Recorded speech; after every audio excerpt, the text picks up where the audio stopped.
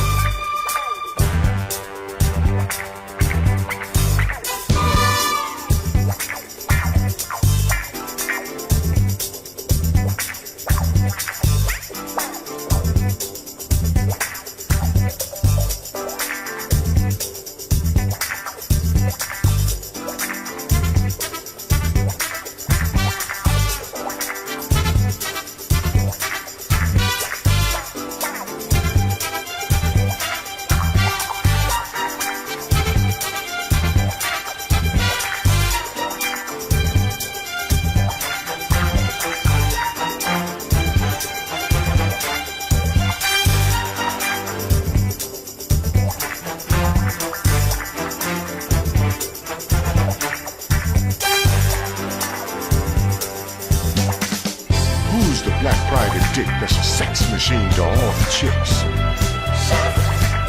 You're damn right.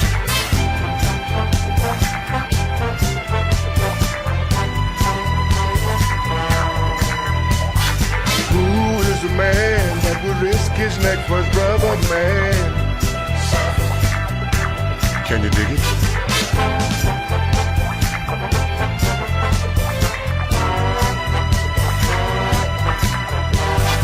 Who's the cat that won't cop out when there's danger all about? Right on. They say this cat Shaft is a bad mother. I'm talking about Shaft. He's a complicated man, but no one understands him but his woman.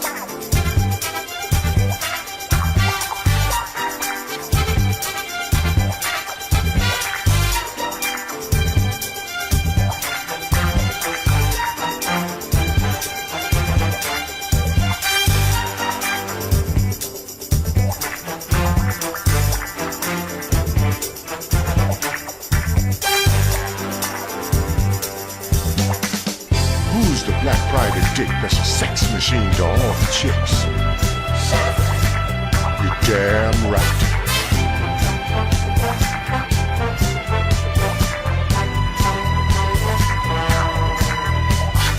Who is the man that would risk his neck for his brother, man? Can you dig it?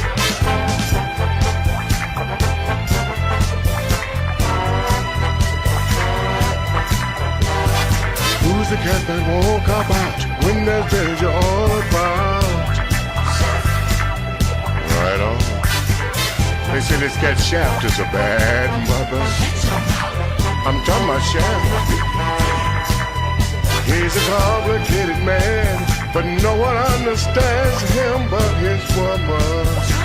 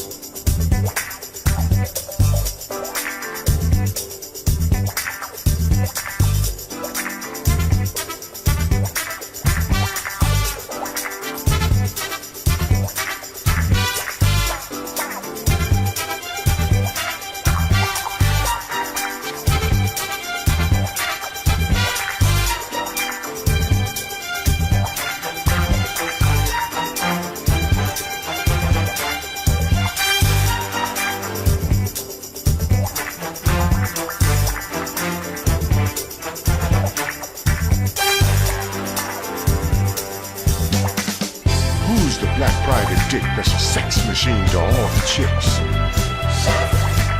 You're damn right.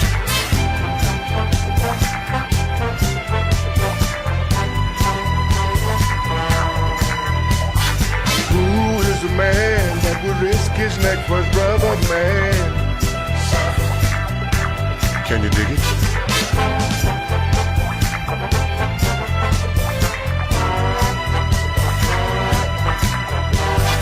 Who's the cat that won't cop out when there's danger all about?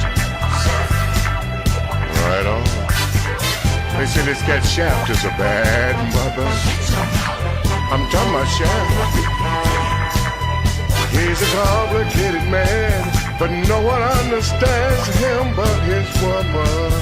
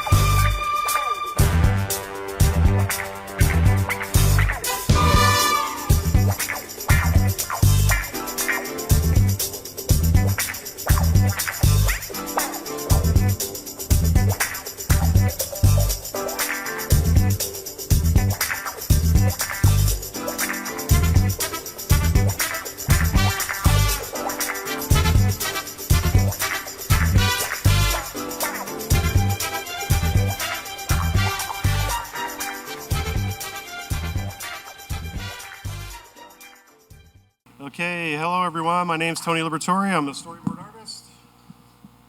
And I am Spiro Razatos, action director. Hey.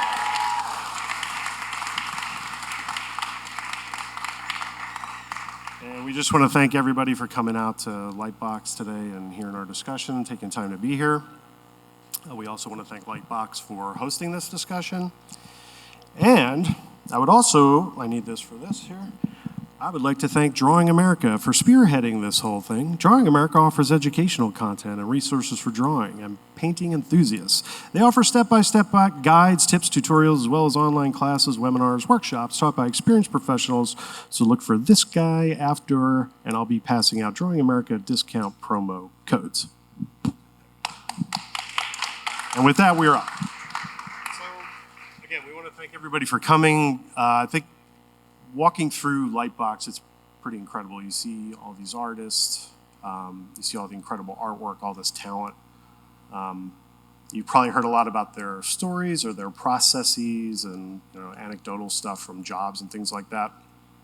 I think what Spiro and I are hoping today is that you get a look at the sort of the how and why behind the artwork, the pulling back the curtain on sort of like the creative process of how the artwork is made, in this case, storyboards. So there's like a lot of blue sky stuff, a lot of spitballing, a lot of creative back and forth, a lot of constant, incessant arguing about things. A lot of arguing. So, yeah, so that's what we're going to try and do today and let you guys see what this creative process looks like. Sorry. This hand. So with that, I think typically when I start on a show, or when Spiro and I will start typically at very different times on the show. I'll come on at the very beginning. A lot of times there may not even be a script.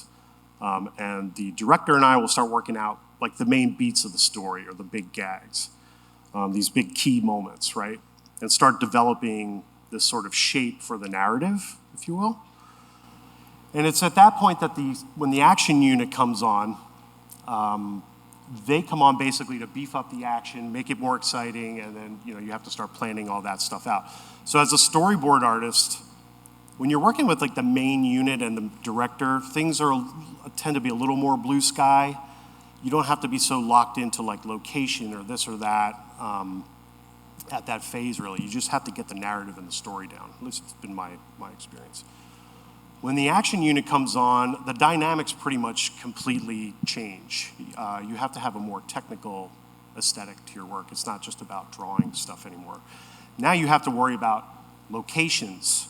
You have to worry about physical spaces. It can't just be some, oh yeah, I made this car go around this corner and it jumped off of this. It was a bitch and gag. Well, that corner may not exist now. They may be, scouting somewhere in Hungary. And it's like, okay, well, it's not a corner anymore. It's going down doing this now.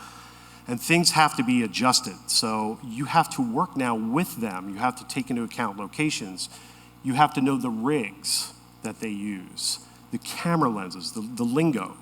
So there's this whole extra layer process that has to go into it when you're boarding for them. Like if we're on a scout, there could be like 100 people on a scout. We're in some foreign city somewhere, and I'm walking down, looking around, and could be 100 people around Spiro. He's like 50 feet away from me going, hey, buddy, this is a great place to get a warp cam shot. All right. And he's gone. And I'm like, what does that mean? So you have to know the tools and the lingo and the process that the second unit uses so you can deliver boards to them that they can get. Shootable boards, not like a cinematographer that works for Spiro would like to say that storyboard artists draw with a rubber lens. And I kind of took offense to that. So I was making sure that, I'm going to board stuff that is achievable and gettable and things that you can shoot, not just stuff that looks good on the page. So that whole aspect has to be kind of put into your process when you jump onto the practical, an action unit. Yeah.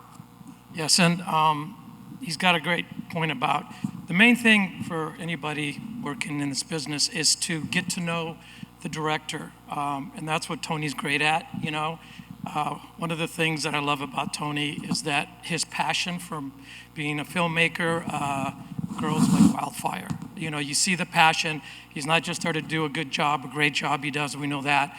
And so that helps tremendously, and you want to be with him, you want to work with him, you trust him. So my advice is to go in there as a filmmaker, learn to be a filmmaker, and go in it not one-dimensional at whatever you're doing, but three-dimensional, full-dimensional, and get to know the director, get to know what he likes, what he doesn't. When he talks about things, see what are his favorite things, because you're not going to be able to do everything for him.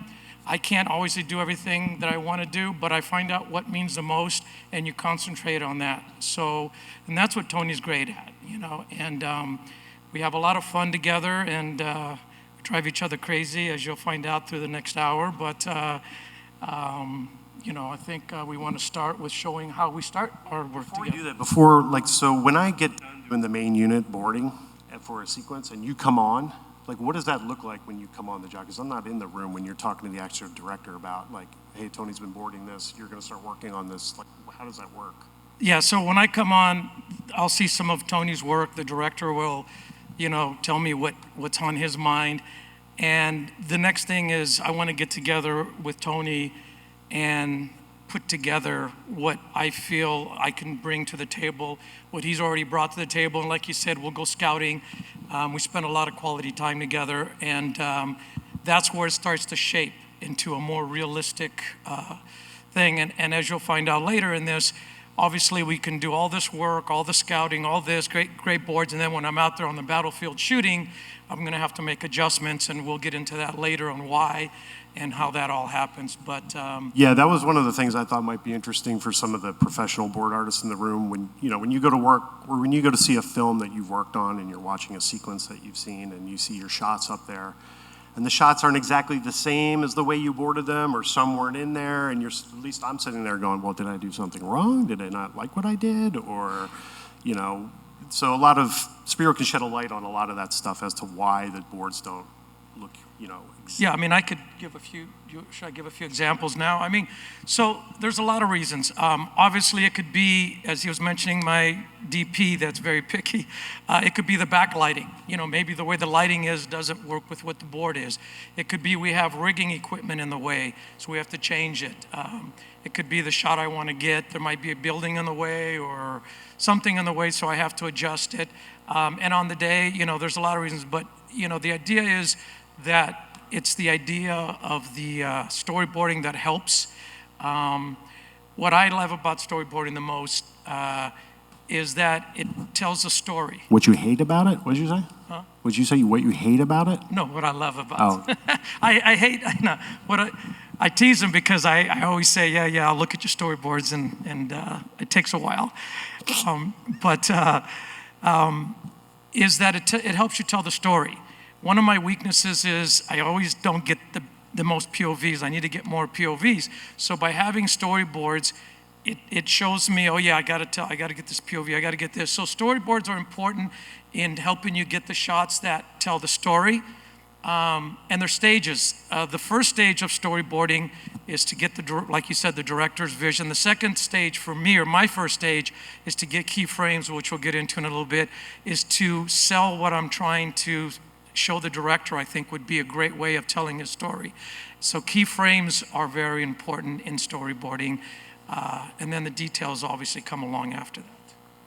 Yeah, so we'll get into this whole process right now about how we get started on a sequence. So I guess once Spiro's done with the director, and Spiro and I have to sit down, we'll either, we'll meet up in the office or like Starbucks or something like that, and then we start spitballing some ideas, and then we basically go into playing with toy cars, which is...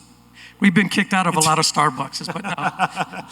It's a bit of a surreal experience. It's like, I don't know how you feel about it, but it's like sitting with your friend when you're a little kid and you're playing cars. Yeah, so you're coming up with gags. Used to play with soldiers and... Yeah, and I might come up with a gag and Spiro will say, well, how about this gag? And I'll say, well, how about this gag? And Spiro will be like, well, let's put these two together. And I'll be like, yeah. By the time we get done figuring it out, it's like a big celebration. It's amazing how much action comes out of these toy cars. You think that, it's all our years of all this years of knowledge and training and all that, and no, and 80% of it comes from these toy cars. So it's because you get to see it, you get excited, you get to, so how many times he's grabbed my hand and shoved it one way, I've grabbed his hand and shoved it another way, and together we come up with something special. Yeah, we're going to show him one of those. Okay, here, we'll show you. So, we're on a frozen lake in Iceland in a little hut working all this out.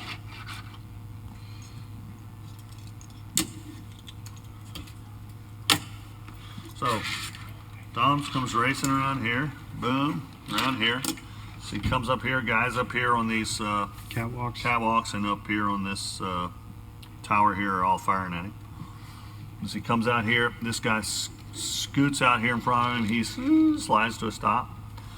He starts far enough out Yep. like that. Yeah, but he starts backing up just as this other Jeep's coming around the corner here, and then boom, slams him into all this tower and all the fuel barrels here. Boom, they all splash, everything else. He ignites his turbine. Oof, oof. This goes up in flame just as an APC comes around the corner. Got a big 50 cal or a minigun on it. 50 cal. Takes out the MP. Yeah. Could be a minigun. So he takes off with this thing firing, takes out his EMP.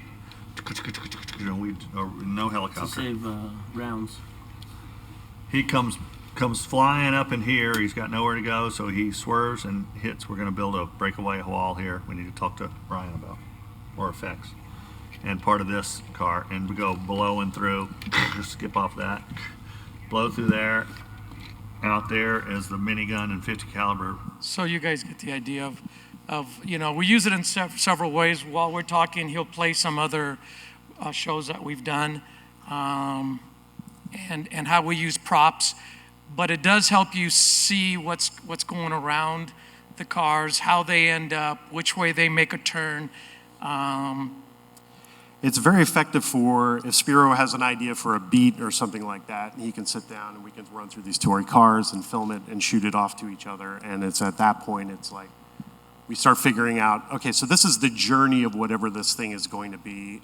After all of that is established with the toy cars and things, then we start figuring out like, what are the different angles that we can cover and in keyframes and things like that.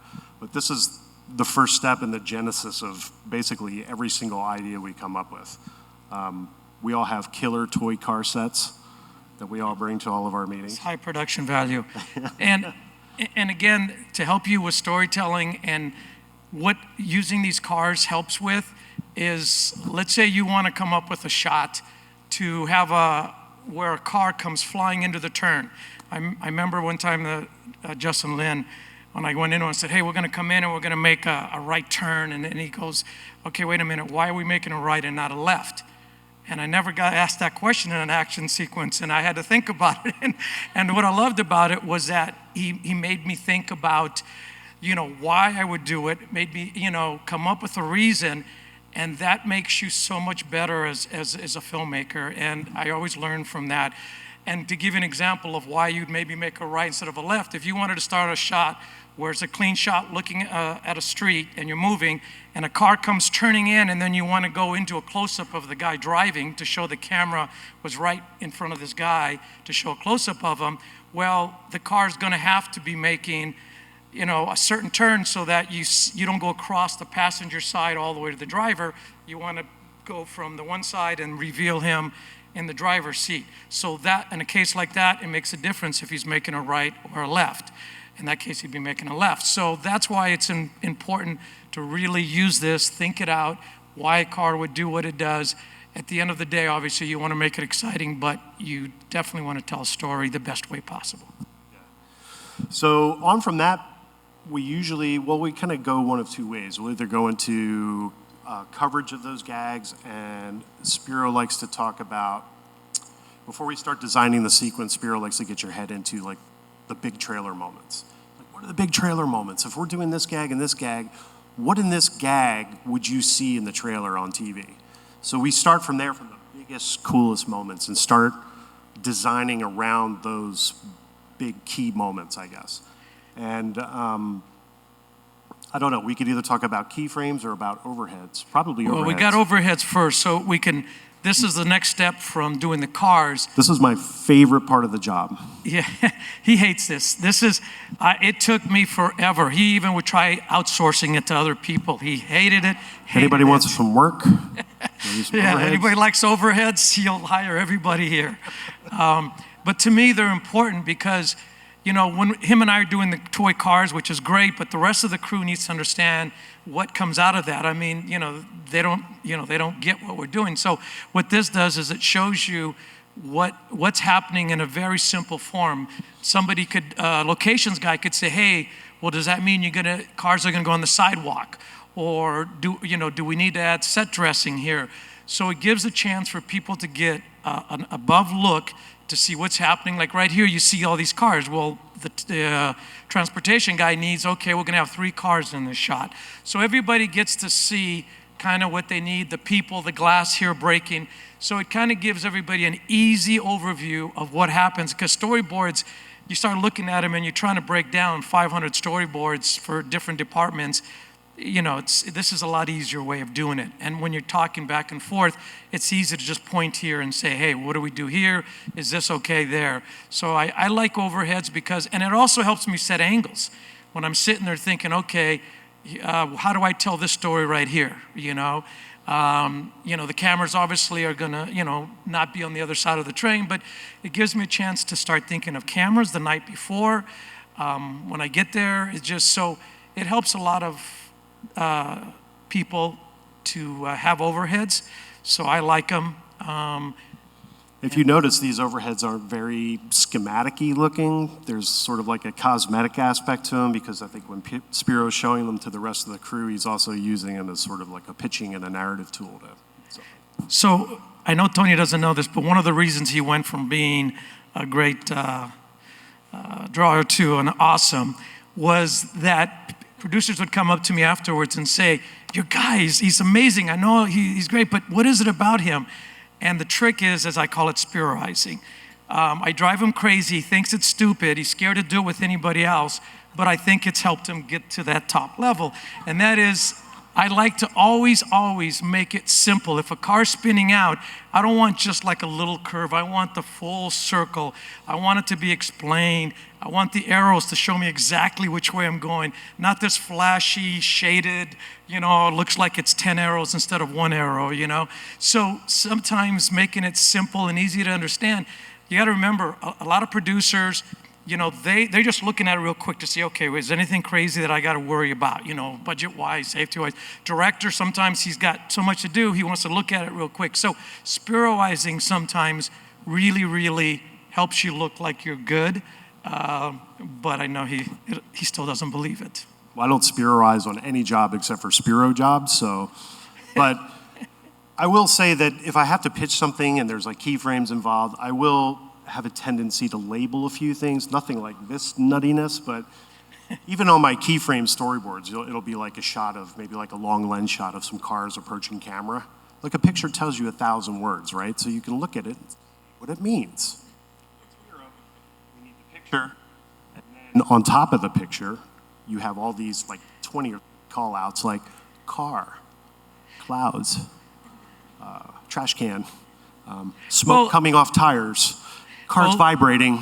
Everybody's very happy in the shot. Pretty soon, like all this stuff, you can't even see the drawing anymore. You just have all these call outs over the board, and it's like, dude, I can't even see what's going on. The director's never gonna know. Trust me, I know what I'm doing. So. Pretty soon, half the script is written on one page of thing. Anyway, so keyframes, we were talking about keyframes. To me, that's the most important thing for me. Overheads. Overhead, sorry. Thought we were getting key. So overheads, all right, finish that one. I'm jumping ahead. So that's why overheads to me are important. It lets everybody see the story from above and ask questions.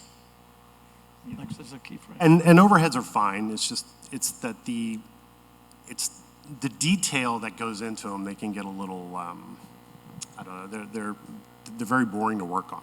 So Spiro will get That's why we're moving on to keyframes, right? Ditto. Okay. So, do you want to start with keyframes or me? Sure. So keyframes, after we get done with doing overheads, like I was saying before, we'll pick out like what are these big moments, whatever these big moments are in the sequence, we'll start there and we'll start planning the sequence around all these big landmark moments. So once you get that big moment and whatever it is, we plus that out and start filling that in and connecting those moments until we basically have the sequence. So it'll go from some overheads, and then we'll go into keyframes. These are a little more like... That's more of a sequence. These are more key sequence. There's some Fast and Furious frames that are on there that are basically like one frame, just to tell you something in another frame and another frame. Then off of that, we'll start to build like little bits around the keyframe. Well, how did we get into this? How do we get out of it? Are there two gags that we can maybe double up on and combine and make like a combo gag? So all that stuff. Yeah, so like single frames like this will be used to kind of pitch an idea after the overheads and stuff are done. They'll usually be tighter because we're trying to sell an idea. But on from this point, after you see these keyframes, then we'll get into sort of start like key bits of a sequence. And that's what we work out, like I said, the lead up and the payoff and all this stuff. See, the coloring the cars is my idea. That's a Spiro icing. Yes. Because other than that, you look at 50 cars and you're trying to figure out which one you're trying to tell. So I think a lot of you will agree Spiro icing isn't that bad. Yes. But keyframes, real quick to tell you why that's important to me.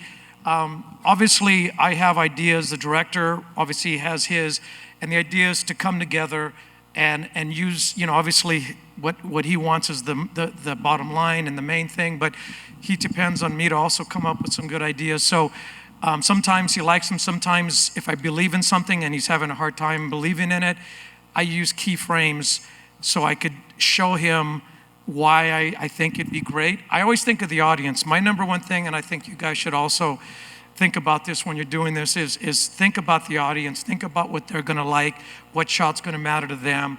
That to me is my heart in making movies and how I shoot. So when I believe in something, I will fight hard with the director in a good way, but to show him my vision. And there's a point where I realize, okay, he gets it.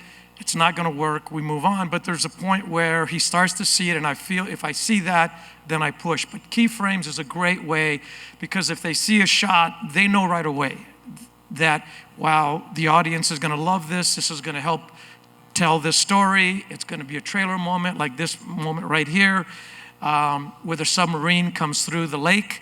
I don't know if you guys saw Fast 8, where a sub comes out of the, underneath the frozen lake. And so that image right there, seeing our heroes in the front, this thing coming out of the lake, frozen lake, and these cars flying in the air. Did you talk to Futrell about, how I got in trouble over this sequence with the cars? No, was there too many cars in the shot? No, there were. He's a producer, Futrell. So we were working on Island. Spiro, we were doing some second unit work, and while Spiro was shooting the stuff that we were boarding for Kong, I had to jump on Fast and start boarding a third act sequence for Fast. Talking to the director, and he's like, hey, put Roman in a car that he has no business being like out on the ice or out driving around. So my head, like, for some reason goes straight to Lamborghini Countach. So that's what I'm gonna put Roman in. So I draw this whole sequence with the Lamborghini in it. I send it to F. Ray, the director, and he calls me. He's like, hey man, this is great. I love this sequence. He's like, have you shown it to Spiro? I was like, no, not yet. He's like, all right, well, I love it. Just show it to Spiro, and I think we should go straight to previs with this. And I was like, oh, no, you definitely want to talk to Spiro about this before you do that. So after that, I got a call from Futrell, the producer, and he is just yelling and screaming at me. He's like, did you know you just cost production $500,000? I was like, really? What did I do? He's like, well, who told you could put Lamborghinis in this sequence? And I was like, the director told me to put the character in a car that looks ridiculous out there on the ice. So I'm thinking Lamborghini Countach. He's like, no, we bought 6 Bentleys for this sequence already. I think Jack bought the Bentleys. I was like, well, I don't know, dude. You have to tell me these things before I start. Well, what ended up in the movie? I flew to Iceland. I get out. I go out to the lake, to the set, and there's 3 beautiful Lamborghinis sitting right there on the shore. So yes, and another thing, because everybody in here, like I said, the main thing is you're not here to just write, storyboards or whatever you're here to do. You want to be, you're filmmakers. That's the goal, is to be a filmmaker. The more of a filmmaker you are, the better you're going to be, the greater you're going to be, and the more you're going to make your work and then become, help the movie become great. And so to give you an idea, just like he said, that was his own invention that he did. And what I did one layer later, which also, was a big deal, but helped, was I looked at it and I go, wow, all these cars on the frozen lake, one of them has got to at least be a neon color. That's why we ended up making it a bright orange color. That was never in the script. I got argued about that. I fought. even the director, I said, please, please, I beg you, you cannot do a sequence with fast on a lake and have all black and white cars. It'll be a mistake. And I got panicked, and I remember my wife said, hey, Spiro, here's some shots from Instagram or one of those things that has pictures, and I took a bunch of cars that were neon colors on ice, and I showed them to the director, and I said, look, I go, this image is iconic. You cannot lose this opportunity. And they already painted the cars, and he goes, you really believe it? I go, I do. And he goes, all right, tell them to change the paint on the cars. So they forgot about Tony. I was the bad guy after that.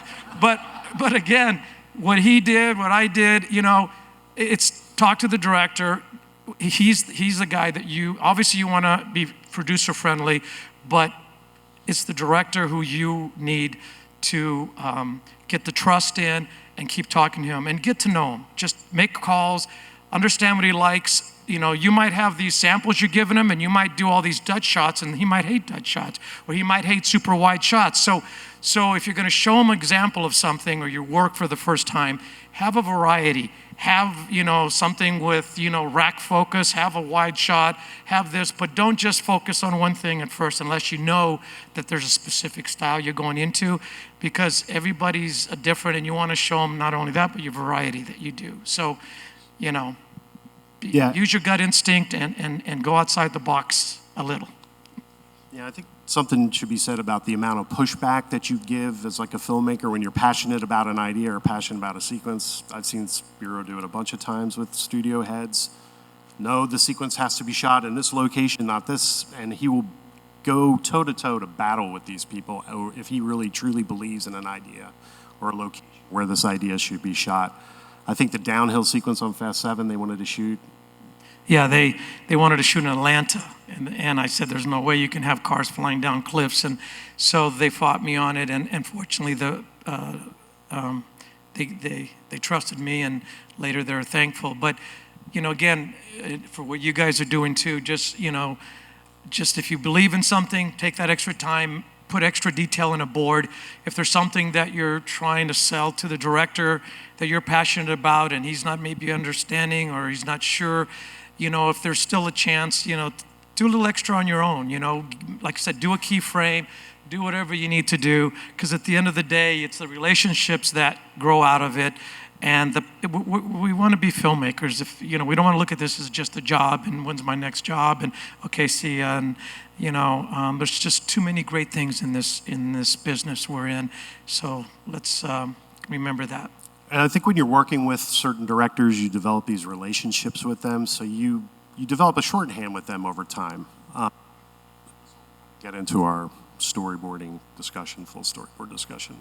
A lot of times, if I were to meet a new director, I would not chance, if I were doing an action sequence, I would sit down and I would board the sequence out with proper screen direction.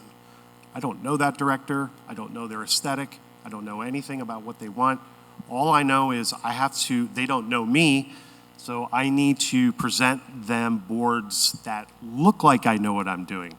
So once that is done, and then they say something to the effect that, oh, I don't give a shit about screen direction. Screen direction's boring, screen direction this and that, so jump all over the place, and I don't care.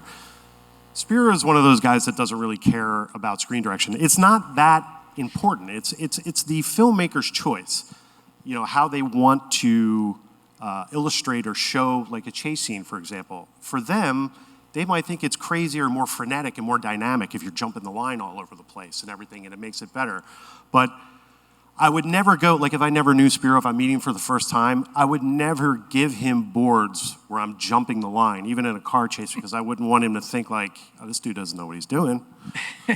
So, yes, I have that fight all the time. So this is an example of you guys trusting yourselves. Keep proper screen direction. and being outside the box. Screen direction matters sometimes. It does in others. There's certain directors. One of our favorite all time, Justin Lin, he's fanatic about a certain direction. So him and I were always, he'd yell at me all the time. But I wouldn't do it unless I had to, and then he'd either flop it later. There's ways of getting around it, but here's the bottom line. Michael Bay, if you tell him about screen direction, he'll fire you. He doesn't care about screen direction. So everybody's different. the idea is don't let it take you away from a good shot, a good idea. There might be a building, so you can't get on the other side of the line because the cars are going up a sidewalk, let's say. So how are you going to go on the other side to show a side shot? So again, there's a lot of things that make skiing direction not matter. You can always do a neutral shot, as I don't know, a lot of you know this, but if you're showing a car going left to right, and then you go to a POV, and then you can go to right to left, it doesn't matter. You don't have to do that, but if you really want to be picky, you can always change directions. And for the most part, audiences know if your camera's on the passenger side of a car or on the driver's side. They're not dumb. They know that, okay, even though the direction changed, but that's because the camera's on the passenger side. The one time that is important, and I'll give you a quick example for action, it matters a lot, is if two cars are heading at each other. Then you want to keep the direction the same so that every time you see one car, you know he's coming from the left. When you see the other car, he's coming from the right.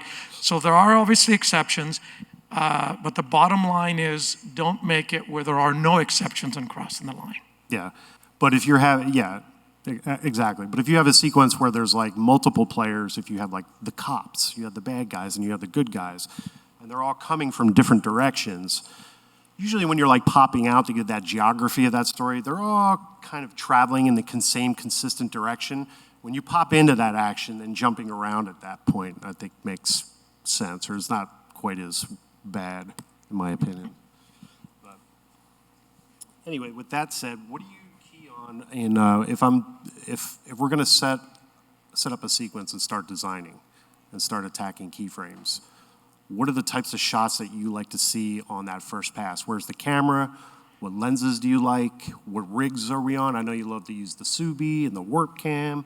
What is all that stuff? So this is a good thing for you guys when you're scouting and you're looking at a location or you're looking at photos.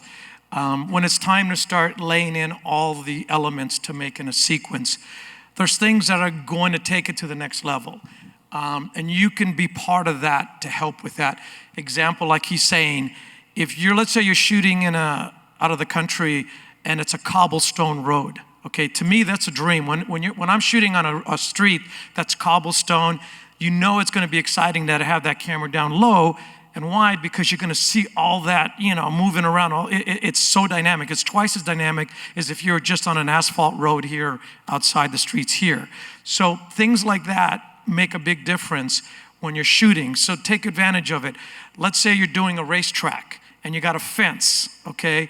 Well, what's going to help is to have the people say, oh, backlighting. Well, that's great. But what makes it even better is the backlighting and the shadow of the fence hitting the racetrack. So when you're following it or you're tracking, the fence is strobing, through your shot, the shadow of the fence. Putting cars in the foreground for strobing. All that stuff matters. So those are the things that I look for at locations. You guys can look for them when you're making your drawings to help show how to make it exciting. And then you can go deeper for storytelling when let's say do a POV. When you're drawing your storyboards and you're doing someone's POV, what's going on in his head? What's the story? If it's somebody that is a cop or chasing somebody, it's okay to have the camera behind him over his shoulder because he's not an important character. Is it somebody trying to get home to save his daughter who's, a murderer is about to kill her? Then you want to be his straight POV, his hands, maybe you see his hands clenching the steering wheel. So it's a different kind of a POV. So these are the things that you guys need to do as storyboardists that are telling the story is a POV could be 4 or 5 different kinds of shots. Which POV are you going to use when you do the sequence? So if the director's trusting you, hey, here's a sequence, come up with something, you should then be thinking of these things. And that way, when he looks at it, he knows that you're telling a story, not just doing a generic POV. What are the popular rigs that you're using most? Russian arms, Subis? Yeah, the Russian arm, they call it, whatever, there's 50 names for it, is that arm that they have on a moving vehicle that goes up and down at high speeds. That is one of the most used cameras and action sequences that you'll always have. So by knowing that, that's what I was saying earlier, by knowing like the popular rigs that they use, you can know what that rig does, and by knowing what that rig does, you know what you can capture. The shots you can do, exactly. And again, you can also use that rig when you're not moving. So if you're doing a static shot, you can have that camera parked, but you can have it doing a slight dolly. So always keep the camera moving if you can, foreground action, even if it's just a static shot. You know the things, boom down to reveal a statue. Those are the shots that you guys should try to come up with. And, think exciting, think big, think production value. Yeah, another shot Spiro likes to do is all these long lens, kind of super compressed shots where you have, you might have the actual actor. It'll look like the actor's in the middle of the danger. So the actor might be in the middle. You could have dangerous action happening in the deep background, dangerous action happening in the extreme foreground, all compressed together to get this feeling that this actor, whoever, is in like very serious danger. So it's a popular shot that we like to use all the time. He brought up a good point for you guys. When you use a long lens, what's great about it is, like you said, you can compress the action, make things look like they're on top of each other, exciting, but sometimes a long lens also slows the action down. So it's important to understand, sometimes when your shot doesn't make it the way we're talking about, reasons why your shot might not be exactly the shot used, is maybe it doesn't look as exciting there because the car can't go as fast. So we have to go to a wider lens. So again, understand, wider lens shows a different dynamic. It's more dynamic, it looks fast, but it takes longer to see something go from A to B. Where a long lens, it's compressed and it looks like it's right there on top of each other. So understand your lenses is important, of course. So, pick this thing up. So the lensing, I wouldn't get I don't think when you go on to the second unit, there's that layer of technical aesthetic or that aspect that you need to understand. But don't think of it like I need to know exactly what every millimeter lens is. I mean, you can kind of keep it to, these are your wide angle shots, these are your sort of long lens shots. These are your regular kind of, I don't know, was it 35 mil or whatever that's supposed to represent your camera, your eyes. You stay in those three and you sort of kind of vary those shots throughout your sequence. You should have a nice, very cinematic looking scene that's got a lot of variation in the lensing and the rigs. And when you're presenting that to Spiro or somebody like him, he's instantly seeing that your shot lenses, lenses, how to move this camera around, how to cut, this and that, because not just him, when you're a board artist and you're giving your sequences to what they call the grown-ups, you have to speak to the heads of all these different departments. You're a cinematographer, you're a writer, you're an editor, you're a director, you're drawing the action, and all these people that are looking at it, they're all going to see what they're responsible for in their boards. And if there's something weird, they won't hesitate to point it out. Like, hey, you jump in the line here, or this shot I don't think I can get. I need like a split diopter to get this, or, two things are in focus. So you want to make sure that as much as you can know technically before, you get onto a practical shooting unit, because you have to understand the tools a little bit more, and it's not so much about blue sky. Next, I think we're almost out of time if we want to do questions. No, we got a little time. We do the comparison boards. Did we do the comparison already? Yeah, so let's do that. We just want to go through this board to screen comparison thing really again. So Spiro and again, this is another example during Civil War, the Berlin chase where we introduced Black Panther for the first time, where he's chasing Bucky, if anybody's seen it. That was another example of where I started with the Russo brothers. We started doing a blue sky phase, start working out the sequence, if you will. There was like parkouring in the sequence and all kinds of stuff that didn't make it into the end. But once I was done sort of shaping that out, I jumped onto something else, and then Spiro and the action crew went over to Berlin to start scouting all these locations. And when he comes back, we start plussing out the sequence even more. We had a lot of stuff going on in the tunnel with all the chase and everything, but I thought was interesting is when I saw the film, and when I see a lot of films I work on, when you see the end product, at least I'm always wondering why the angles are changed, or what was it on the day of shooting that caused them to change the angle? Was it me? Was it them? What was it? I'm always thinking it's me. My fault. That's the way. That's the one thing I love about Tony. He's always worried about making sure everything is perfect. And even if it is, he still is worried. He wants to make it even more perfect. But again, that's the way you should be too. Yeah. So again, I think I touched on it earlier about why sometimes it's not exactly like the board. Different directors are different, on how much they stick to the storyboards, use them as a guide. A lot of it I've already have in my gut and head from him from doing it. But like I said, I like using storyboards to make sure I tell the important part of the story, the things that tell the story the most, and then anything after that's either gravy, or I try to get it, or if I'm running out of time, I have to simplify it and I can't get it as exciting as I can on the board. So that's, for me, like I said, that's why POVs are important, showing the actors close up, showing the inserts. Inserts are just as important as everything else.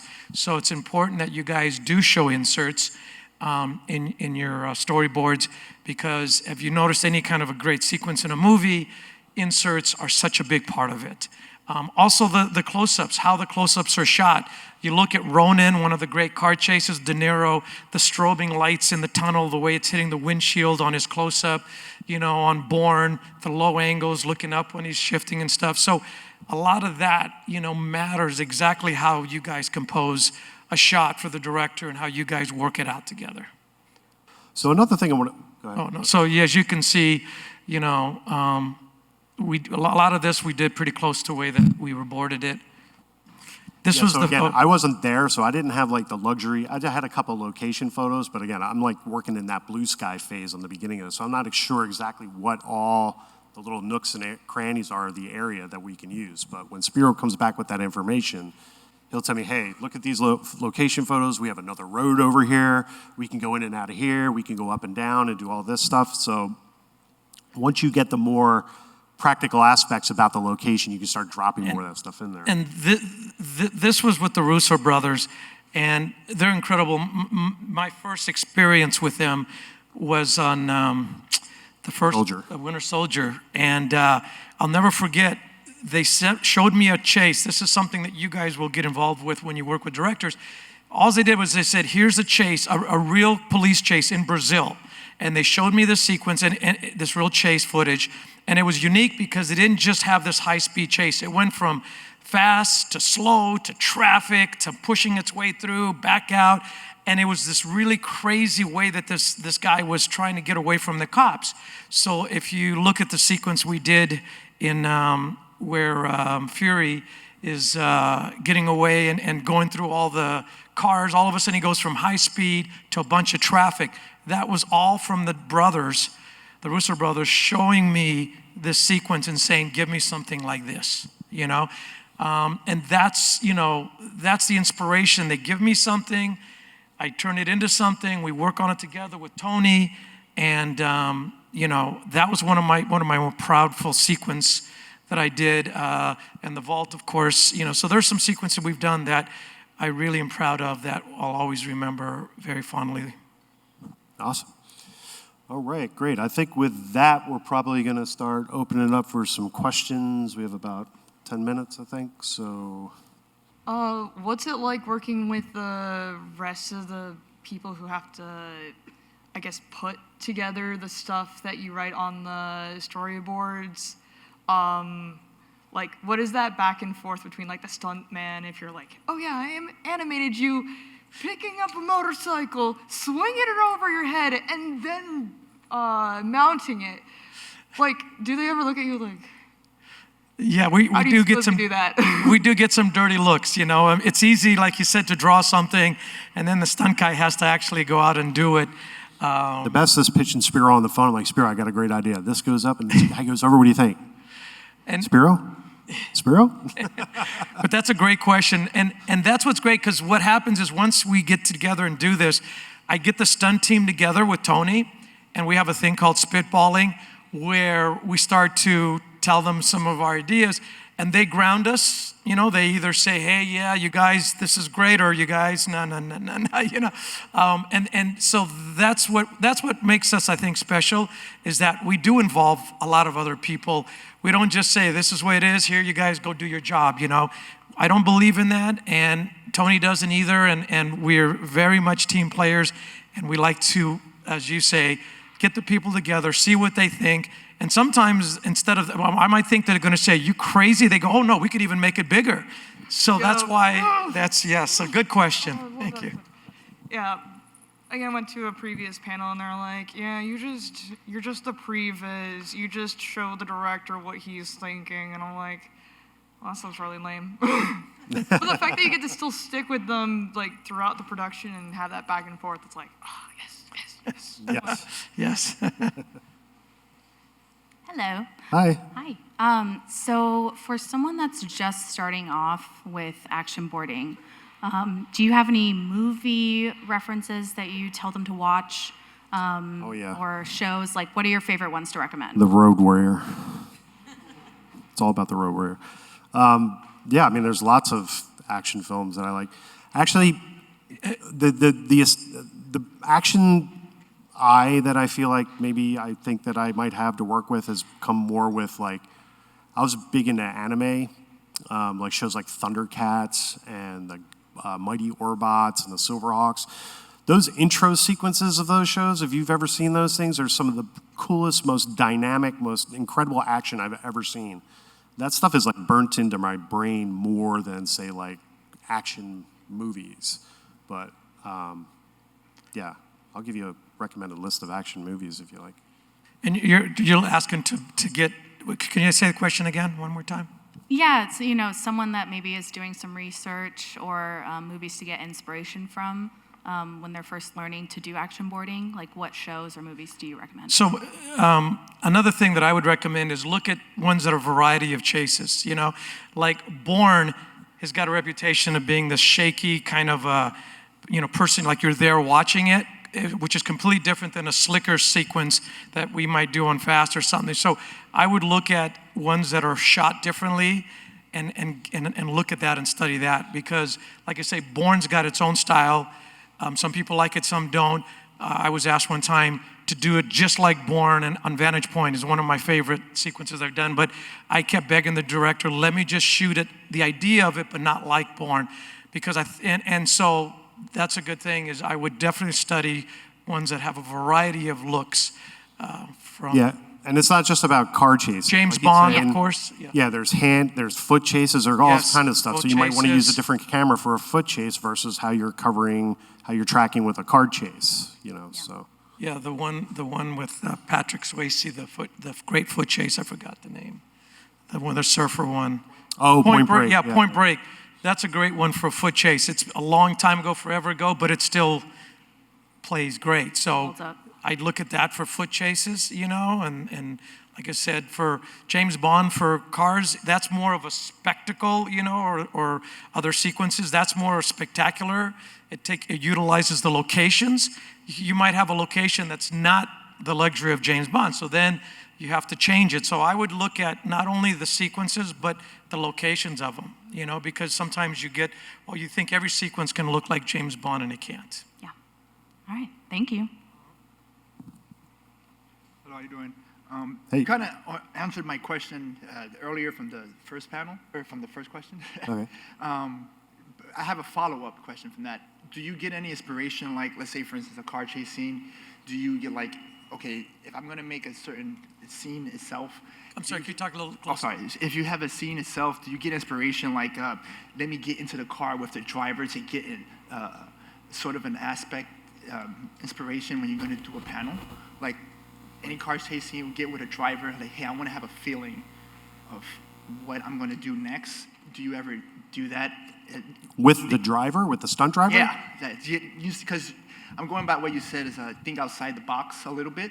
So sometimes, let me not just draw something, let me feel what I'm watching or I'm about to create. Do you do anything like that? Anything outside the box, action scenes or anything like that? I don't know if you understand the question. I don't know if I could... No, so you're saying... Creating a sequence by talking to the driver? No, so my question is like, would you, like for instance, if I was to create a scene, to get more of an understanding, I would get inside get inside with the driver to get an understanding of what I would do. I see what you're saying. So learn, like, you don't want to do, if it's, what kind of car chase, if it's somebody that's a great driver versus somebody that's driving for the first time but has to drive because he's being chased. Yeah. So the difference between that, I think that's what you're asking, right? Yeah. That's a good question. Again, that goes to the story of if somebody got forced into a car and they've never driven before, but they're getting shot at, so they have to just go do a chase, right? Yeah. Versus James Bond or somebody, or Jason Bourne doing a chase, or Vin Diesel. So it's definitely going to be boarded differently, and you're going to come up with different ideas. I think that's what you're asking, right? Yeah. And again, what's great about Tony's relationship is he knows the stunt guys. When he goes he can go and talk to them. He can say to the driver, the guys that are driving these main cars, he could say, hey, you know, is it crazy if I have you spin the car this way and do it in this kind of an area? And it only helps him understand the character better. So yes, and your point is every sequence is different in how you board it, depending on the ability of the person. Like someone who's shot a gun or fought before. If all of a sudden someone's being beaten up and they've never done a fight, they're going to grab things in the room. They're going to use them to protect themselves because they don't know how to throw a punch.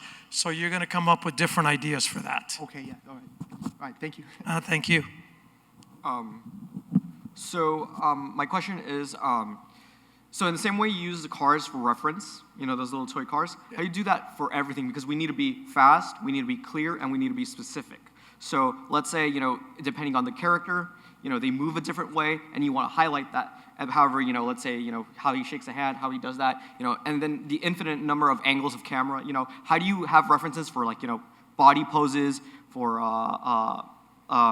you know, different lenses, how that distorts it? How do you guys do that in the similar way that you do with cars? You're talking about other sequences, right, other than cars? Yeah, but like, let's say with people, with buildings, how do you like figure out this is exactly how to capture this pose?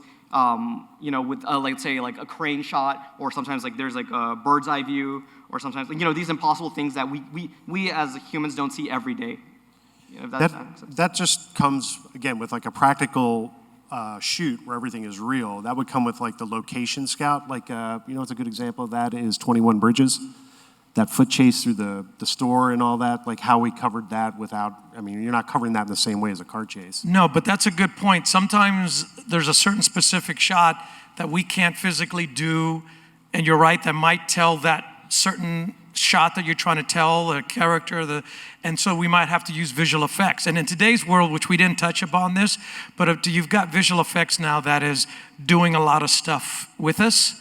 And the goal is to try not to use them and use them when you have to. That's when I think you get the best sequences. I'm always fighting that all the time, but you gotta at least try. And then they come in if it's safety or whatever. But to your point, there might be a certain thing you're trying to sell with that character, like a bird's eye view, or his, you know, it might be a character like the Panther or whatever, Black Panther, that we can't get that perfect shot. That visual effects helps tell that distorted look, or the way he's flying around, going around a building or something. Got it. And just one little bit, like poses, the same idea, but just with poses of. Posing of people? Yeah, like specific poses. Are you a storyboard artist? Yes. That would just come from, you know, all your years of practice. Spiroize it, write it down in there. No. Just kidding. That would just come from, you know, practicing your poses. You want to get like the most dynamic physical poses. I mean, when people are driving a car in a sequence, you want to see. I think what he's also asking is if the person has got not so slick, right? Something you're trying to show weakness in the character. Is that what you're asking? No, just like this specific, I need him to, you know, kick this, let's say to the right side of the screen, because then it's gonna cut, but it's done with, like, let's say a bird's eye view, or like, you know, the camera's right in front of his like foot, and so you're using a long lens, and then how do you get those references, like, so you can actually capture it accurately and clearly? Yeah, it's just doing it so many times and looking through a camera lens so many times and just being a good observer of life, basically. You know, as far as the poses and the drawing goes, yeah. You want to just work on how you represent your people within your personal style. Like if I'm drawing Dom driving the car, I'm not going to show a picture of or a shot of Dom like this and give it to Spiro. You know, I'm going to show Dom like this with this big tricep bulging and, There you go. eyes are- See, yeah, just the bulging tricep. Ben's going to hire him on every movie he does. So that answers, I think that'll help answer that question. And I'll Spiroize it, tricep bulging. Yeah. Knows what it is. So, Yeah, does thank that you answer so your much. question? Okay. Yes. Thank you. Do you have any advice for showing the changes in the balance of power in a sequence? Showing the what? For showing the changes in the balance of power in a sequence, like when one character is winning or one's losing. How do you portray that? Oh, wow, that's a great question. I mean, there's Yeah, so many that's- different ways you could set something like that up. I mean, you're talking about like if one drops to his knee because he doesn't have the strength to stand up. Yeah. Well, again, that would be like a couple of frames where he's up and then the next frame he drops down and his head drops.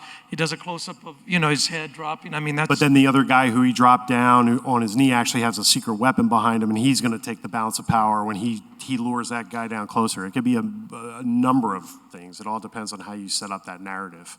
So it doesn't always have to be physical, is what you're saying. No, it doesn't always have to be physical. Somebody could get the jump on another character just by seeing something that character doesn't know about. They're like, okay, I'm just going to sit back. As long as you're telling that story correctly, you're getting those narrative points across. Wow. Thank you. Yeah. Sure. Hello. Hi. You mentioned earlier that about the visual effects team coming in and everything, and I was wondering, with movies that have extensive use of visual effects as well as practical effects, could you elaborate on some of the problems you may have to solve on site? Elaborate on the what? On some of the problems you may have to solve on site with so many cooks in the kitchen if visual effects come into play largely, and what that may mean for production and your guys' roles in it. Spiro loves visual effects. This is his favorite. That's a great question. No, I'm known for trying to fight for practical, but as you see, I've done some Marvel movies, so I've dealt with a lot of visual effects. Obviously the great news is you have somebody there, a visual effects supervisor, with you. So the idea is to just he needs to understand what you're trying to fight for, and vice versa. So it's really important that as much as sometimes I bite my lip and I want to do a practical, he'll step in. There's one gag on monster trucks, the effects guys, the gag didn't work, and visual effects came, I go, no, give him another shot. It didn't work the second time. And he said, you guys, let us just put it in visual effects. And I says, nope, I'm giving him one more chance. I gave him a third chance. It was when the monster grabs the two cars and they both flip at the same time. They grabs each one. It was a really iconic shot for that movie.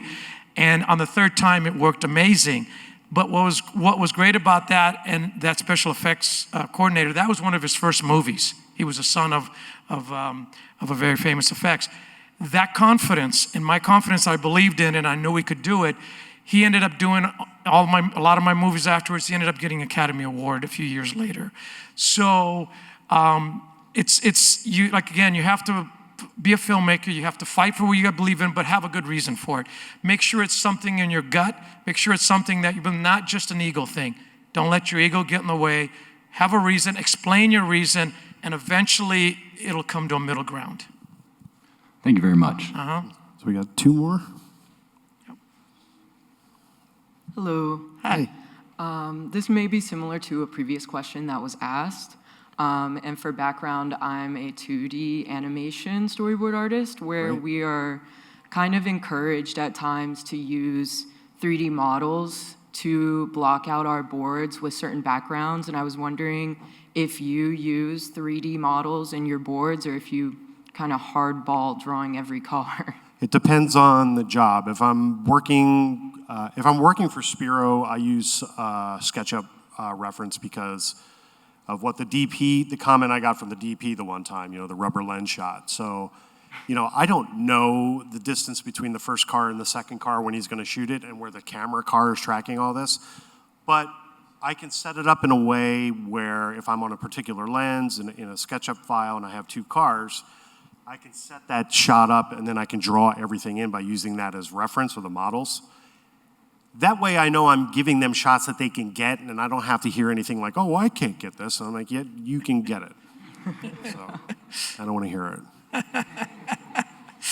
So only that's why I use them, because I just want to be precise and more the Marvel type of, or animatics. I'll use them for animatics too. If I have to draw a car animated with like 20 frames, I'm not drawing that car over and over again. I wouldn't have the time. The deadline would just wouldn't allow for it. Yeah, for sure. But I don't like SketchUp models. I would rather draw by hand. Okay, thank you so much. Thank you. Hello. Hi. So I'm wondering for action, there's so many like quick things happening, and there's so many like moments that are timed out right when you like see the finished product. So I'm just wondering what your thought process is about timing and like how long a shot will be on the screen for, or is that more of a problem that's like, oh, we'll just let editing figure it out. We'll make the minute details, or is there more of a process of, no, this shot should be like up on the screen for 2 frames, or just kind of what's your thoughts about that? For the editing on the end, obviously, that they would do that, but if you're trying to represent an iteration of that sequence in the beginning, and you're like showing the rest of the crew, they might, you might have to decide, well, we have to hold on this a little longer, we might be a little bit quicker here. So you want to sort of simulate the pacing that you would see in the final product just to get the people excited about what you're showing them. But that's a good question, because in today's filming and what people are used to, the quick pacing, I try to fight that a little bit, when I'm helping in editing, but everything's really quick cuts, quick everything. So, yes, you have establishing shots and all that, but if you're going to storyboard, you're going to illustrate a lot of shots, just remember if you're going to have a lot of crane shots, a lot of watching a car from here, pan with it going by, a lot of that might not make the final cut because everything is half-second cuts. So pick and choose your longer shots, knowing that the way that things are today. And again, the last thing, I know we have to wrap it up, but the very last thing that's the most important thing to me is talk to the director, get to know the director, because some directors, they're the ones that are going to make that cut at the end. And if they say, no, I want things to breathe a little bit, I want every once in a while for the audience to take a breath, which I love that idea, then get back into it, that gives you an idea that, oh, I can now do a longer shot. If he says, I want everything once it starts, I want it to go crazy, then now that helps you without wasting your time in doing these shots that take too long. Okay, thank you so much. Thank you, All right, guys. thanks everybody. We really appreciate you guys Thank you, taking the time to come here. everybody.